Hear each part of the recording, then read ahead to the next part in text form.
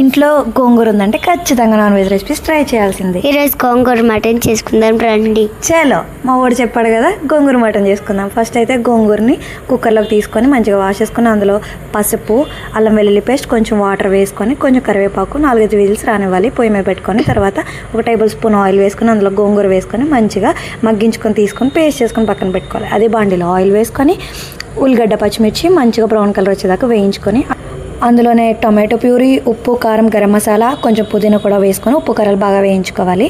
ఇందులో మనం ఉడికించుకున్న మటన్ అయితే వేసేసుకోవాలి. ఆల్రెడీ అల్లం వెల్లుల్లి పేస్ట్ వేసాను కాబట్టి నేను ఇందులో వేయట్లేదు, చూసుకొని వేసుకోండి. మటన్ని ఒకసారి బాగా కలుపుకొని కొంచెం గ్లాస్ వాటర్ వేసుకొని దగ్గరగా ఉడికించేసుకొని అందులో మనం పేస్ట్ చేసి పెట్టుకున్న గోంగూరని అయితే వేసేసుకోవాలి. బాగా కలుపుకొని ఒక 2 నిమిషాలు ఉడికించుకొని లాస్ట్లో కొంచెం నెయ్యి అండ్ కొంచెం కసూరి మేతి వేసుకొని సర్వ్ చేసుకోవడమే చాలా బాగుంటుంది. ట్రై చేయండి. మళ్ళీ కలుద్దాం మంచి వీడియోతో. బాబాయ్ ముద్దు గుమ్మలు.